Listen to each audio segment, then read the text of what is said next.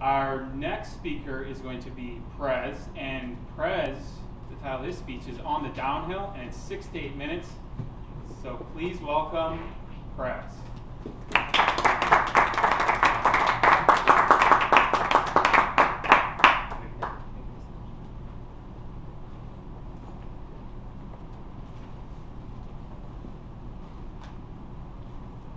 About a month ago, I left one of my Toastmasters clubs. It was an evening. So I jumped in the car and I started driving home. And I'm driving. And suddenly, that strange noise coming from the front of the car. Stopped. Got out. Flat tire. Can you guess what my first thought was? Not now! It was dark outside, so I had to get back in the car and drive the jerkiest few blocks to the nearest gas station, where I parked in a pool of light. I parked on a slight downhill, leading to a steeper slope towards Belmont Avenue. Busy, bustling street, crowded buses, whizzing taxis, speeding bikers. Have you ever done something stupid without realizing that it is stupid? It was later when I discovered that I had committed a cardinal sin of flat tire changing. I violated the first rule. Now, can you guess what the first rule of changing a tire is? Park on a level surface. Unaware of that, I got out, went to the trunk, opened the trunk, and excavated the jack. Unused for centuries. I looked at that rusty piece of metal, and I thought, this does not belong in my trunk. It belongs in the Museum of Science and Industry. But then I remembered the words of Teddy Roosevelt.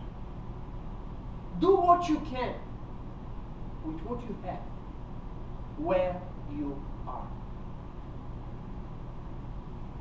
So I loosened the lug nuts and placed the antique under the car. Then slowly turned the handle.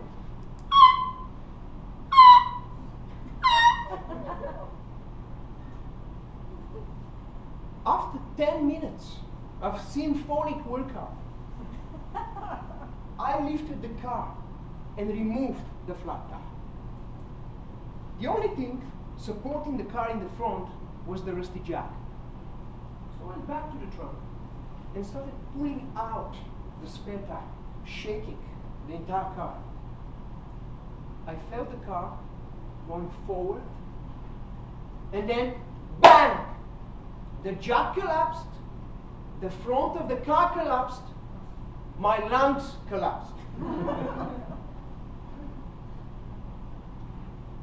I looked at the jack trapped underneath the car, and I imagined myself sitting on the front seat of a tow truck. Isn't it interesting? When faced with a challenge, your thoughts immediately rush towards negative consequences. I try to remain positive. Everything will be okay. Everything will be okay. I tried kicking the jack and managed to kick it out. Then I resumed my symphonic workout. I lifted the car just enough. Bang! Try it again. Bang! And again. Bang! The car had moved to the steeper slope, and gravity had become my enemy. I looked across the street at the bus stop. People were looking at me. I had an audience. I was giving my jack breaker. They had never seen a Toyota Camry doing one-handed push-ups. I discontinued the Sisyphean labor and went inside the gas station store to seek help. Behind the counter, I met Jesse. Jesse had dark skin and long black hair and glasses. I confessed my sin.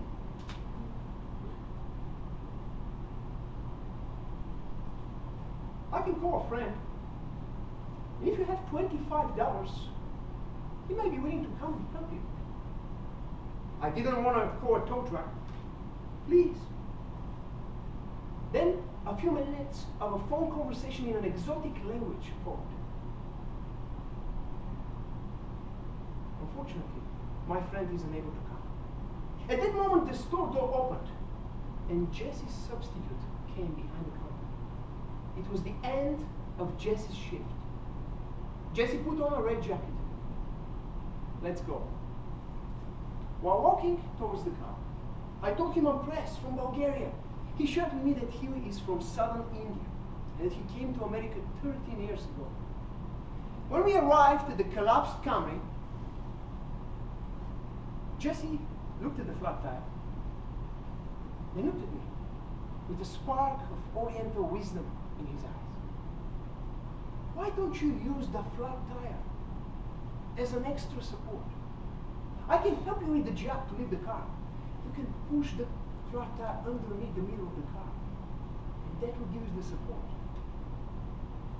It wasn't an ordinary gas station clerk. I had found my guru. Jesse jumped on the jack. Press, you gotta put some grease on that jack. He managed to lift the car with the jack. I gradually pushed the flat tire underneath in the middle. That stabilized the car and allowed us to jack up the car high. It was a small act of kindness that gave me the small extra height necessary to put on the new tire. No tow truck! I pulled out the wallet and handed $25 to Jesse. Jesse looked at the money and looked at me with the same spark in his eyes. You cannot call me a friend and offer me money. Keep your money. A rusty Eastern European hand shook a rusty Southern Indian hand. I met a new friend, a true friend. Next time, when you feel you are on a downhill, reach out and invite goodwill. Mr. Toastmaster.